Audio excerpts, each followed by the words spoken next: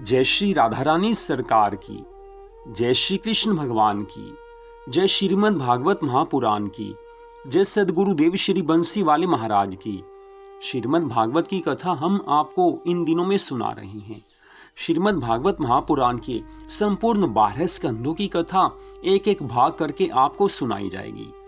तो इसी श्रृंखला में श्रीमद् भागवत महापुराण के दूसरे स्कंद के चौथे, पांचवें, छठे और सातवें अध्याय की कथा आज हम आपको सुनाने जा रहे हैं। इन अध्यायों के नाम हैं श्रीमद् भागवत महापुराण की कथा सुनाने के लिए राजा परीक्षित का श्री शुकदेव जी से निवेदन करना, श्रीमद् भागवत कथा प्रारंभ करते हुए शुकदेव जी द्वारा ब्रह्मा और नारद संवाद का वर्णन करना, श्री नारायण जी के विराट स्वरूप का ब्रह्मा जी द्वारा वर्णन, श्री नारायण भगवान के 24 अवतारों का पितामह ब्रह्मा जी द्वारा वर्णन करना।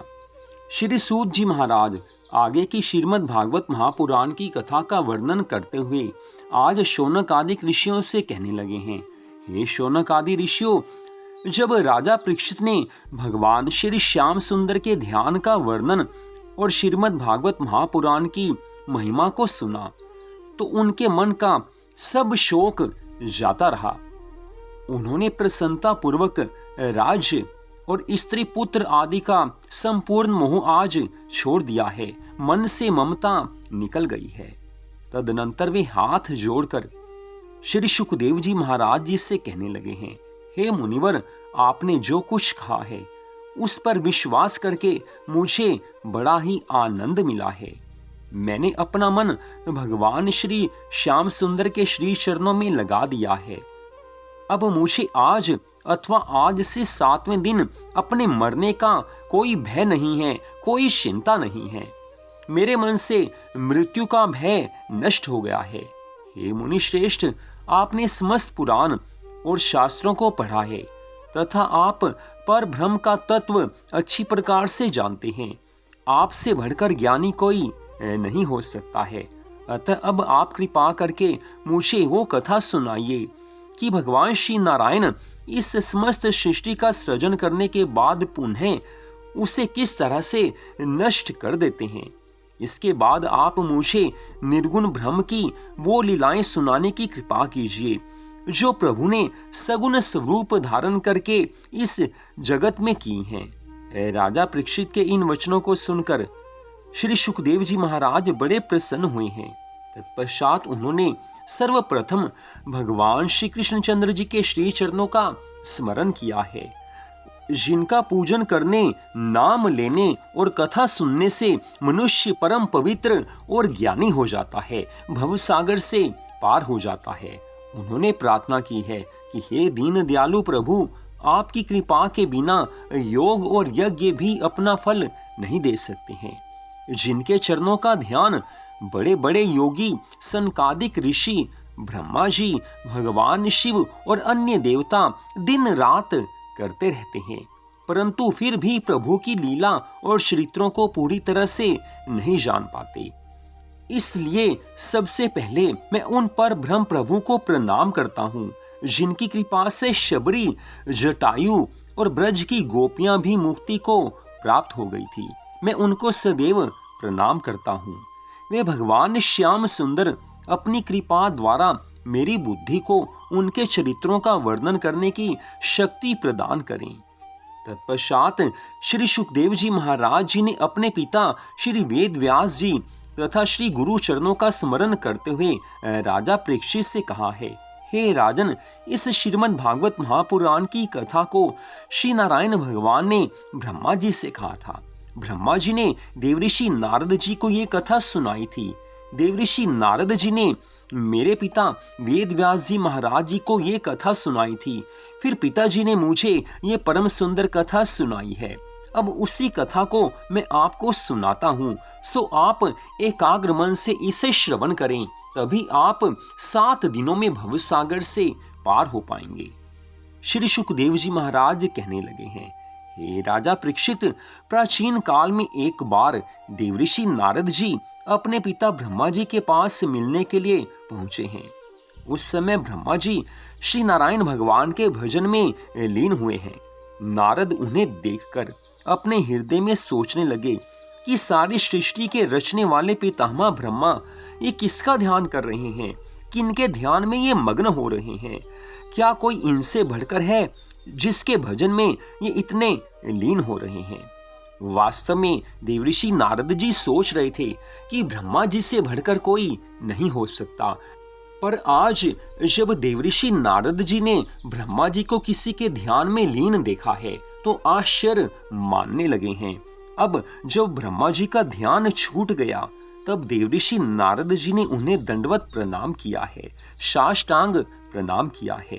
कहने लगे हैं, हे पितामह, आप ये कहते हैं कि जो जिसके भाग्य में लिखा होता है वही होता है, लेकिन इधर मैं देखता हूँ कि आप सारी सृष्टि की रचना करके पुनः उसका इस तरह संहार कर देते हैं जैसे कोई मकड़ी अपने मुंह से जाला निकालने के बाद पुनः स्वयं उसे खा लेती है।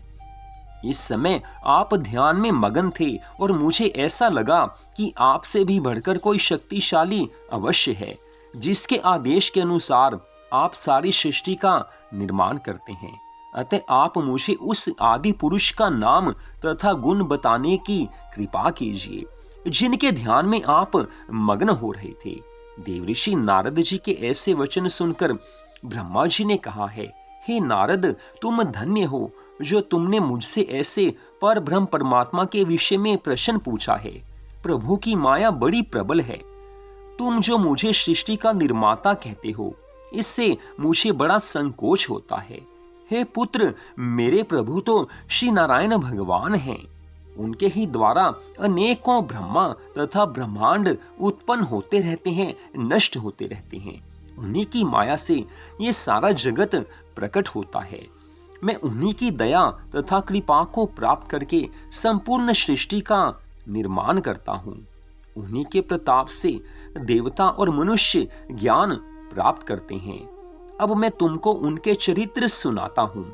जिस समय मैं उन श्री नारायण भगवान की नाभि से प्रकट हुए कमल पुष्प से उत्पन्न हुआ, उस समय मैंने यह जानने की बड़ी कोशिश की कि मेरा प्रकट करने वाला कौन है, मैं कहां से पैदा होकर यहाँ आया हूँ। जब इस विषय में मुझे कुछ मालूम नहीं हुआ, तब उन्हीं श्री नारायण भगवान का स्मरण करने पर मुझे ये ज्ञात हुआ है कि मुझे श्री नारायण भगवान ने ही प्रकट किया है। ये चंद्र, सूर्य तथा तारागण आदि सब उन्हीं प्रभु के तेज से प्रकाश करते हैं, और इस जगत में जितनी भी वस्तुएं हैं वे सब उन्हीं की दैवी माया से उत्पन्न हुई हैं। समस्त प्राणियों के शरीर में उन्हीं का तेज व्याप्त है, और स्वयं भी प्रभु अपने तेज से प्रकाशित हो रहे हैं। उनके आदि, अंत तथा भेद को कोई जान नहीं पाता।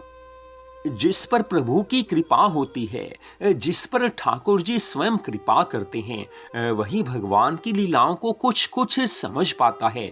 बाकी और किसी के बस की बात नहीं हो सकती है। परंतु हे नारद, श्री नारायण भगवान की कृपा से मुझे जो कुछ मालूम हो सका है उसे मैं तुमसे कहता हूँ। पूरी श्रद्धा भावना से सुनना। जब श्री नारायण भगवान की ऐसी इच्छा हुई कि हम अनेक रूप हो जावें, तब उनकी नाभि से एक कमल का पुष्प प्रकट हो गया। और हे नारद, उस कमल पुष्प से मेरा जन्म हुआ है।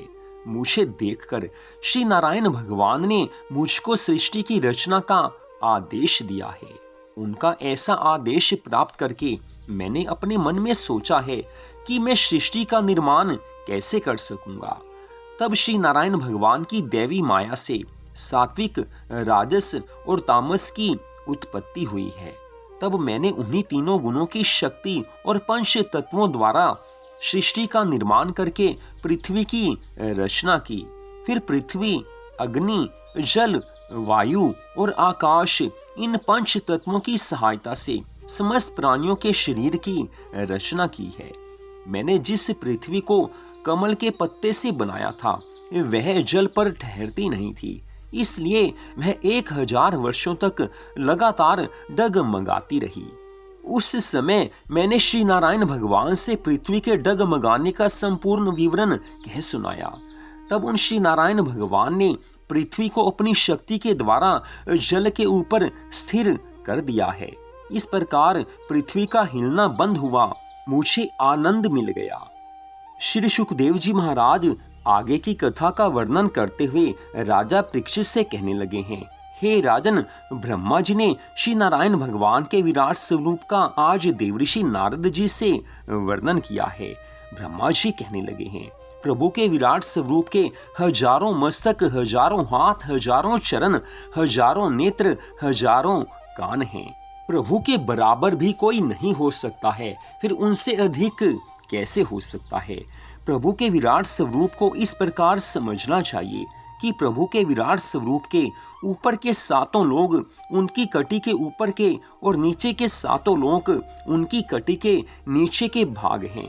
मुख अग्नि है और वृक्ष आदि शरीर के रोम, दसों दिशाएं कान, समुद्र पेट, सूर्य आंख, पर्वत शरीर की हड्डियां, नदियां शरीर की नसें, पवन श्वास, इंद्र आदि देवता भुजाएं, अश्विनी कुमार नाक, समस्त सुगंध नाक के छिद्र, आकाश नेत्रों का गोलोक, दिन रात पलक भंजना, जल पाम, जगत का स्वाद जिह्वा, यमराज दांत, माया हंसी, लज्जा ऊपर का होठ, लालच नीचे का होठ, धर्म छाती, अधर्म पीठ, मेघ सिर के बाल तथा वर्षा का जल वीर्य समझना चाहिए। इसी कारण तपस्वी और ऋषि मुनि जन सब स्थानों पर श्री नारायण भगवान का प्रकाश समान रूप से जानकर किसी को दुख नहीं देते हैं। हानि लाभ, यश अपयश, दुख सुख आदि सब उन्हीं परमेश्वर की इच्छा से होते हैं। वे अविनाशी पुरुष ही समस्त जड़ चेतन जीवों को पैदा अथवा नष्ट करने वाले हैं। प्रभु से बढ़कर कोई नहीं हो सकता है। ठाकुर जी की इच्छा के बिना कुछ नहीं हो सकता है। हे पुत्र नारद, जब उनके द्वारा मुझे सृष्टि रचना करने की आज्ञा प्राप्त हुई, तब मैंने उन्हीं की कृपा से दक्ष प्रजापति को पैदा किया। उनके द्वारा और बहुत से व्यक्ति पैदा हुए हैं। उन्हीं श्री नारायण भगवान का स्मरण अपने हृदय में धारण करने के कारण मुझे सृष्टि की रचना करने की शक्ति प्राप्त हो गई। वे परम प्रभु आदि मध्य और अंत में सदैव एक रस से रहते हैं। वे घटते नहीं हैं, बढ़ते भी नहीं हैं, पुराने भी नहीं होते हैं। श्री नारायण भगवान सदा एक रस रहते हैं। श्री नारायण भगवान ने अपनी इच्छा से संसारी जीवों को भव सागर से पार उतारने के लिए मृत्यु लोक में आकर 24 अवतार धारण किए हैं। मनुष्य मात्र का कर्तव्य है कि वह सदा उन अवतारों की लीलाओं का स्मरण और कीर्तन किया करे। उन्हीं पर ब्रह्म प्रभु के स्मरण में मग्न रहकर सदा उन्हीं का ध्यान करे। जब अंतःकरण शुद्ध और पवित्र होकर उसमें श्री नारायण भगवान का प्रकाश प्रकाशित होता है, उस समय मनुष्य आवागमन से छूटकर भवसागर से पार उतर जाता है।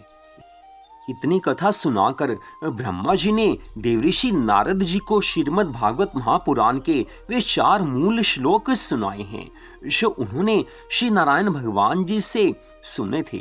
उन 4 श्लोकों को सुनाने के बाद पितामह ब्रह्मा जी ने नारद जी से फिर कहा है कि हे नारद, मैं अपनी बुद्धि के अनुसार पर ब्रह्म परमात्मा के उन 24 अवतारों का कुछ वर्णन करता हूँ, जो उन्होंने सगुण रूप से जगत में अवतार लिए थे। पितामह ब्रह्मा जी कहने लगे हैं, हे पुत्र नारद, श्री नारायण जी भगवान का पहला अवतार सनक, सनंदन, सनातन और सनत कुमार के रूप में मेरी नाक से उत्पन्न हुआ था। वे प्रभु ऋषि का रूप धारण कर सदा भगवान के भजन में लीन रहते हैं। उस तपस्या के फल से वह अनेकों कल्प बीतने पर भी लगातार 5 वर्ष की उम्र वाले ही बने रहते हैं। श्री नारायण भगवान ने दूसरा अवतार वाराह का ग्रहण किया था। उस अवतार लेने का कारण ये था कि जिस समय श्री परम प्रभु ने मुझे सृष्टि रचने की आज्ञा दी, उस समय मैंने कमल के पत्ते द्वारा पृथ्वी का निर्माण किया था। उस पृथ्वी को हिरण्याक्ष नामक दैत्य पाताल लोक में ले गया। तब मैंने वैकुंठ नाथ श्री नारायण भगवान से प्रार्थना की कि हे प्रभु, पृथ्वी के बिना संसारी जीव कहाँ रहेंगे। उस समय श्री नारायण भगवान ने वराहस रूप धारण कर पाताल में जाकर हिरण्याक्ष का वध किया और पृथ्वी को जल से बाहर निकालकर उसे अपनी महिमा से स्थिर कर दिया। यह पृथ्वी सब कर्मों का फल देने वाली है। जो प्राणी पृथ्वी पर जैसा शुभ और अशुभ कर्म करता है उसको वैसा ही फल अवश्य प्राप्त होता है।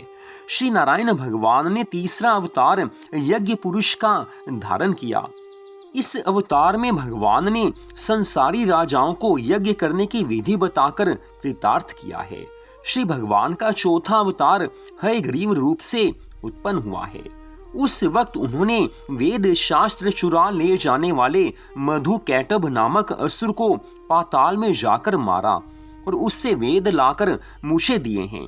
पांचवा अवतार धर्म नामक ऋषि द्वारा मूर्ति नामक कन्या के गर्भ से नारायण स्वरूप में हुआ है। वे अवतारी पुरुष उत्तराखंड में बद्री केदार नामक स्थान में बैठे हुए इस अभिप्राय से तपस्या करते हैं ताकि संसारी लोग भी मुझे देखकर तपस्या करने में प्रवृत्त हो जाएं। श्री हरि ने छठा अवतार कपिल मुनि के रूप में लेकर अपनी माता देवहूति को सांख्य योग का उपदेश देकर मुक्ति प्रदान की है। सातवां अवतार दत्तात्रेय के रूप में लेकर राजा यदु को ज्ञान उपदेश दिया है, जिसके प्रताप से वह मुक्ति पद को प्राप्त हो गई। दत्तात्रेय जी ने अपने 24 गुरु बनाए थे, पर ब्रह्म परमेश्वर का 8वां अवतार ऋषभदेव के रूप में हुआ है। उन्हीं के द्वारा जैन धर्म का प्रचार हुआ है। 9वें अवतार में राजा पृथु बनकर श्री नारायण भगवान ने अपने पिता बेनु को नरक में जाने से बचाया है और गो रूपिणी पृथ्वी को धोकर उसमें से सब वनस्पतियों को दूध के समान निकाल लिया है। फिर उन्होंने जो पहाड़ पृथ्वी पर फैले हुए थे उन्हें इकट्ठा करके उत्तराखंड में स्थापित किया है और फिर पृथ्वी पर प्राणियों के निवास के लिए नगर तथा गांवों का निर्माण किया है। 10वें मत्स्य अवतार में प्रभु ने राजा सत्यव्रत को प्रलय काल का प्रत्यक्ष दर्शन कराया है। 11वें अवतार में कच्छप रूप में सिंधु मंथन के समय भगवान श्री नारायण जी ने अपनी पीठ पर मंदराचल पर्वत को धारण कर समुद्र से 14 रत्नों को निकाला है। समुद्र मंथन के समय ही 12वां अवतार धन्वंतरी वैद्य के रूप में लेकर सब वनस्पतियों को हाथ में लेकर प्रभु समुद्र से प्रकट हुए हैं।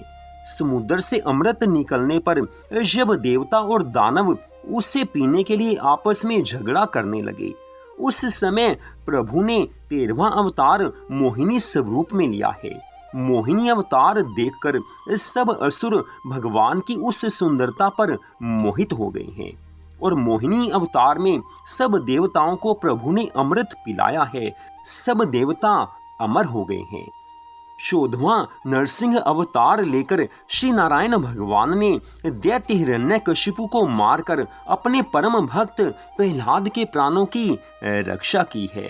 15वां वामन अवतार लेकर प्रभु ने राजा बलि से 3 पग भूमि दान लेकर देवताओं को प्रदान की है। 16वां हंसा अवतार लेकर श्री नारायण जी भगवान ने सनत कुमार जी को ज्ञान का उपदेश देकर उनका अहंकार दूर किया है। 17वें नारायण अवतार में प्रभु ने भक्त राज ध्रुव को अपने साक्षात दर्शन दिए हैं। 18वें हरि अवतार में प्रभु ने ग्रह का संहार करके गजेंद्र के प्राणों की रक्षा की है। 19वें परशुराम अवतार में प्रभु ने हरि भक्तों को कष्ट पहुंचाने वाले अधर्मियों का पापियों का वध किया है और भूमि को 21 बार क्षत्रियों से हीन करके ब्राह्मणों को दान में दे दिया है। 20वें मर्यादा पुरुषोत्तम भगवान श्री रामचंद्र जी के अवतार में गौ ब्राह्मणों को कष्ट देने वाले अन्य असुरों सहित रावण का वध करके लंका का राज्य विभीषण को देकर भगवान श्री हनुमान जी को यश दिया है। 21वें वेद व्यास अवतार में संसारिक जीवों को संसार सागर से पार करने के लिए वेद के 4 भाग कर दिए हैं और महाभारत तथा अन्य 17 पुराणों का निर्माण किया है। 22वें कृष्णावतार में भगवान श्री कृष्णचंद्र जी ने कौरव पांडवों में महाभारत युद्ध करा दिया है और कंस, काल, यवन और जरासंध आदि बहुत से पापी राजाओं को मारकर पृथ्वी का सब भार दूर किया है। श्री कृष्ण अवतार में प्रभु ने इतनी सुंदर लीलाएं की हैं कि जिनको गाकर, जिनको सुनकर, जिन लीलाओं का ध्यान करके आज भी मनुष्य भवसागर से पार हो जाते हैं। 23वें बुद्ध अवतार में राक्षसों का मन प्रभु ने यज्ञ करने से हटाया है। तत्पश्चात कलयुग के अंत समय में पर ब्रह्म प्रभु का 24वां अवतार कल्कि नाम से होगा। वे हाथ में तलवार लेकर नीले घोड़े पर बैठकर अत्याचारी और पापी लोगों को मारते हुए संसार में सतयुग में कर्मों की स्थापना करके धर्म को बढ़ाएंगे। उस समय पुनः सतयुग आ जाएगा। हे पुत्र नारद, मैंने अपनी मति के अनुसार उन अविनाशी पर ब्रह्म प्रभु के 24 अवतारों का वर्णन तुम्हें सुनाया है। जो प्राणी अज्ञान के कारण श्री नारायण भगवान को भली प्रकार ना पहचानता हो, उसे चाहिए कि वह ज्ञान और मोक्ष को पाने के लिए इन अवतारों की कथाओं को अवश्य सुने।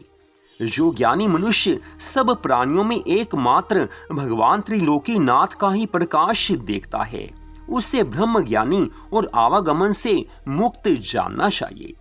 हे नारद, मैं संसार को उत्पन्न करता हूँ, विष्णु भगवान उसका पालन करते हैं और भगवान शिव शंकर जी उसका संहार करते हैं।